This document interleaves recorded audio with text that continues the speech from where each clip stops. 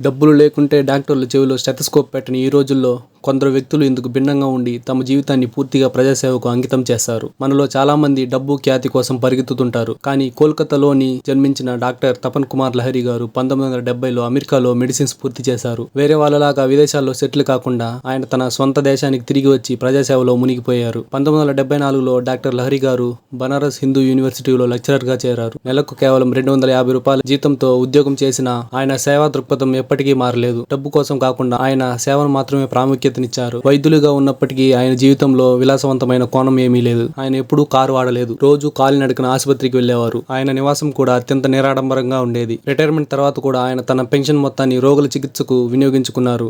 ఇప్పటికీ ఆయన ఉచితంగానే సేవలు అందిస్తూ నిరుపేదలకు వైద్యం అందిస్తున్నారు. ఆయన విశేషమైన సేవలకు గుర్తింపుగా భారత ప్రభుత్వం 2016లో ఆయనకు పద్మశ్రీ అవార్డు ప్రదానం చేసింది. ఆయనకు అవార్డు కంటే ప్రజాసేవ ఎక్కువ ప్రాముఖ్యత కలిగి ఉంది. డాక్టర్ తపన్ కుమార్ లహిరి గారు జీవితం మనకు ఒక గుణపాఠం. నిజమైన ధనికుడు లక్షాధికారి కాదు, తన జ్ఞానం, సమయం, శ్రమను ఇతరుల కోసం వినియోగించుకునేవాడే గొప్పవాడు. మీరు ఈ వీడియో చూసి ఆయన గురించి ఏమనుకుంటున్నారో తెలియజేయండి.